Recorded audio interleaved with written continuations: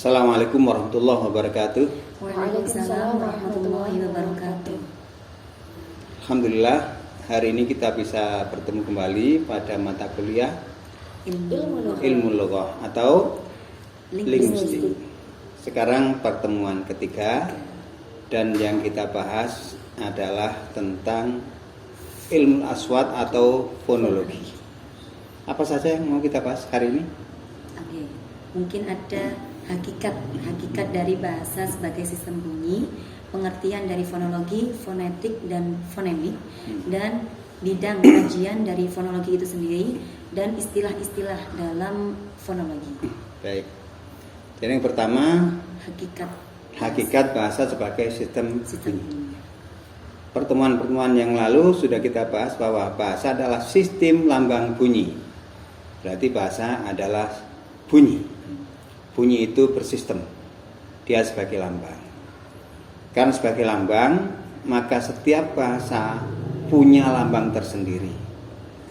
Artinya, lambang bunyi yang dipakai oleh orang Indonesia berbeda dengan lambang bunyi yang dipakai oleh orang Arab, oleh orang Inggris, dan seterusnya.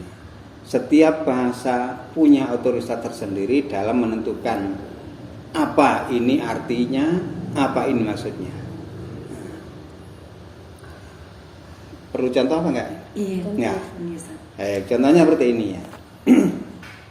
Di dalam bahasa Indonesia ada konsonan-konsonan yang tidak dipenuhi dalam bahasa Arab. Umpamanya eng atau c atau n, itu tidak ada dalam bahasa Arab ya. Nya kita kan ada nyanyian. Eng ngaji, c cicak.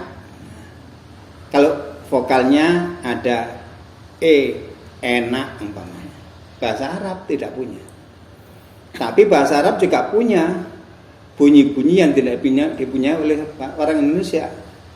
Sod, dot, to, do itu orang Indonesia asing sekali, tidak bisa. Nah, dengan demikian berarti bunyi pada suatu bahasa itu otoritas pemilik bahasa. Bahasa lain tidak bisa protes. Tapi semua memang adalah bunyi bahasa itu. Sistem lagi, itu sistem bunyinya. Kemudian bagaimana satu bunyi dihubungkan dengan bunyi yang lainnya, itu juga ada. Kalau umpamanya di dalam bahasa kita ada konsonan rangkap di awal kata, double konsonan, ya. Contohnya praktek, KR, keripik, nah, kita bisa. Orang Arab tidak ada. Orang Arab itu konsonan depan hanya satu. Ya tidak ada, keripik tidak ada orang Arab. Nah, ya. Jadi mesti hanya konsonan langsung vokal. Arab ada syiddah. Indonesia tidak punya. Ya, syiddah. Ya. Jadi alima, jadi allama, ta'allama, Indonesia tidak punya. Nah, itulah sistem bunyi pada setiap bahasa itu ada tersendiri dan beragam. Terus? Baik Ustaz, sekarang kita akan membahas tentang ilmu aswat. Mungkin kita mengetahui terlebih dahulu ta'rifnya Ustaz. Oh ya, ta'rif. Itu nanti kalian baca ya di sumber yang ada. Sangat beragam antara aliran Amerika dengan aliran Inggris, dengan aliran Prancis, aliran Praha itu punya definisi yang bermacam-macam. Orang Arab juga punya definisi. Nah, yang perlu saya sampaikan secara umum saja sekarang ya. Ada fonologi, itu ada fonemik, ada fonetik. Ini nanti yang akan kita sering kita pakai dalam mempelajari fonologi. Secara umum, fonologi itu adalah cabang linguistik yang mempelajari bunyi bahasa secara umum. Apakah secara bunyi, penggunaan bunyi, bagaimana bunyi dimaknai dan seterusnya, itu fonologi. Jadi ilmu tentang bunyi. Kalau fonemik, bagaimana sebuah bunyi bisa bermakna dalam sebuah bahasa. Jadi mengkaji fungsi bunyi sebagai alat pembuat makna. Umpamanya di dalam bahasa Arab ada bunyi sa dan so, es dan us. Keduanya itu berfungsi membedakan arti. Saro artinya berjalan, soro artinya jadi. Jadi basmah yabtasim artinya apa?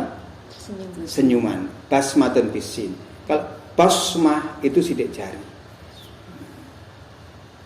Antara da dan to, antara ta dan to, masing-masing berbeda maknanya. Nah, membahas tentang fungsi bunyi secara makna atau fungsi ini namanya ilmu fonemik. Fonemik ya. Nah, kalau fonetik itu membahas bunyi itu sendiri. Umpamanya bunyi ma. Bagaimana seseorang bisa mengeluarkan bunyi ma? Itu adalah pertemuan antara bibir atas dan bibir bawah. Kemudian liwatnya lewat hidung. Nah, kalau hidungnya ditutup tidak bisa bilang ma. Coba kalian bilang ma, hidung ditutup. Coba praktekkan. Tidak bisa. Tapi kalau pa bisa. Pa bisa. Pa. Kalau ma tidak bisa. Seperti itu dibahas dalam ilmu fonetik. Ya. Mengapa ada sa, ada za? Apa yang membedakan sa dan za? Oh, sa itu bunyinya mahmus, kalau za majhul. Nah, seperti itu namanya ilmu fonetik. Bagaimana nanti didengarkan oleh orang lain? Fonetik. Jadi ada fonologi, ada fonemik, ada fonetik. Itu tiga. Oke, Ustaz. Tadi kan sampun dijelaskan terkait pengertiannya. Mungkin sekarang bidang dari fonologi itu sendiri. Ya.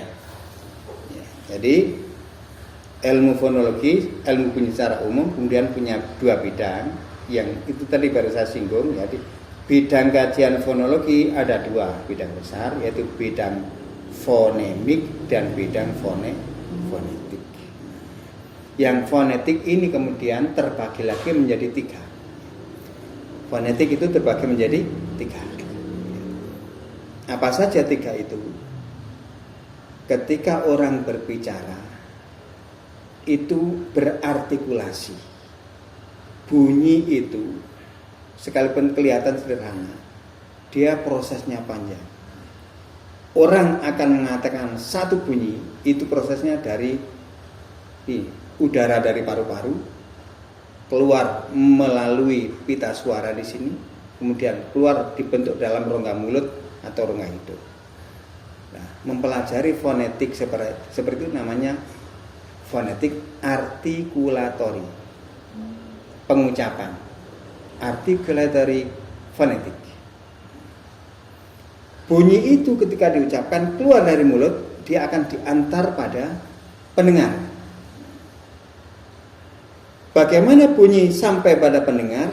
Itu bisa lewat udara dalam bentuk getaran-getaran dan frekuensi dan amplitudo, bisa keluar langsung ditangkap oleh sinyal HP.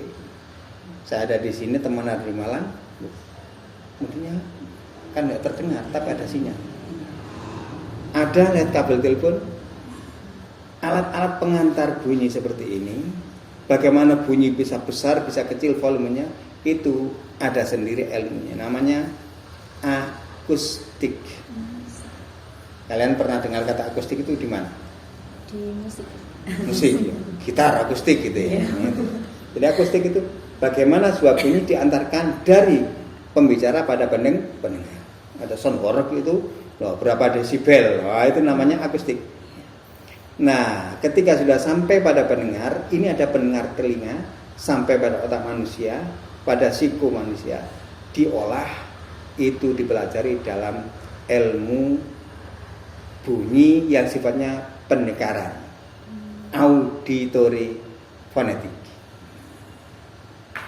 Auditori fonetik dipelajari oleh ahli kedokteran, akustik dipelajari oleh tukang songhorek, ya. Kalau artikulator ini yang kita pelajari dalam ilmu aswat. Ada lagi yang kurang jelas? Oke, Ustaz. Tadi kan sudah membahas tentang ilmu aswat dan ini mungkin suatu hal yang baru bagi kita. Yeah. Nah, ketika mempelajari suatu hal yang baru, mungkin kita akan menemui istilah-istilah yang belum kita tahu sebelumnya. Begitu juga di ilmu aswat ini, Ustaz. Yeah. Apakah ada istilah-istilah yang akan kita temui dalam mempelajari ini, Ustaz? Iya. Baik. Pertama tadi kita ada fonologi, ada fonemik, ada Fonetik. ilmu bahasa secara umum apa itu? Yang secara umum namanya apa? Fonologi. Yang membahas fungsi bunyi di dalam bahasa sehingga bermakna fonemik. Yang membahas bunyi-bunyi itu sendiri dari segi fisiknya Fonetik. fonetik. Nanti kemudian ada istilah lagi namanya fonim. Fonim itu apa? Satuan bunyi terkecil yang bermakna. Kaitannya dengan fonemik tadi. Umpamanya kita mengatakan buka. Itu ada 4 fonim. Fonim eb, fonim u, fonim ek, fonim a. Ketika salah satu fonim ini kita ganti dengan fonim lain, dia akan punya makna yang lain, ya. Buka, B-nya diganti dengan C, jadi cuka. Nah, maknanya lainnya. Buka, A-nya diganti dengan U, buku. Nah, lainnya. Buku, K-nya diganti dengan L, bulu. Nah, jadi setiap bunyi yang punya makna namanya fonim.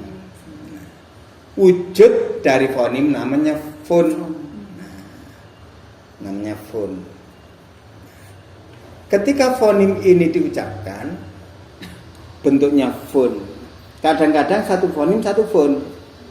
Ya seperti B itu ya tetap ep, di depan bisa tetap ep, di tengah ep, di belakang ep. Ya.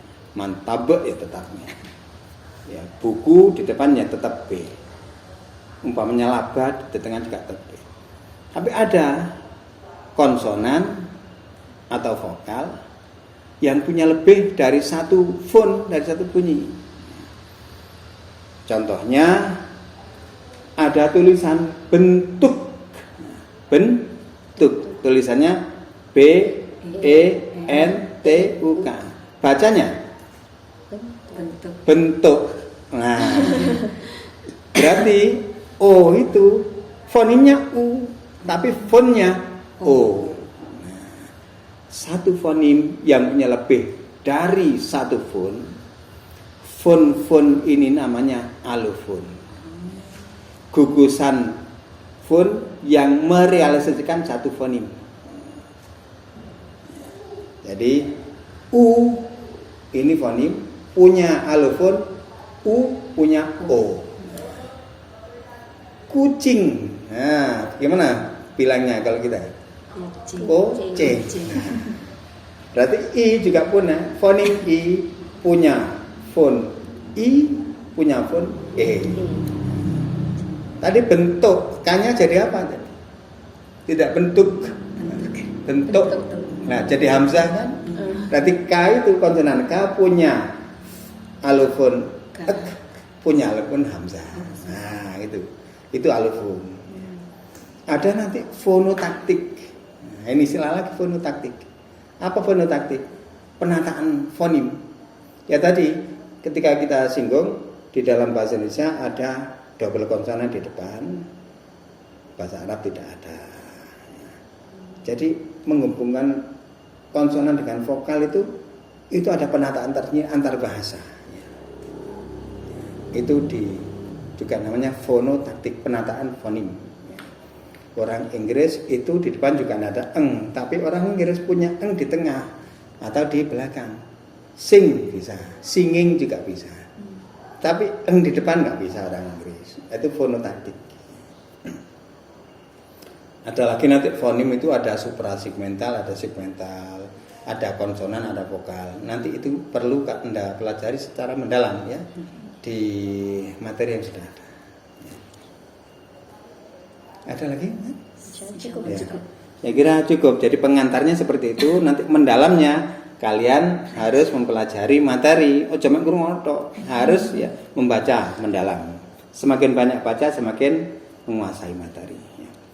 Demikian pertemuan hari ini kita cukupkan. Semoga bermanfaat. Wassalamualaikum warahmatullahi wabarakatuh. Waalaikumsalam warahmatullahi wabarakatuh.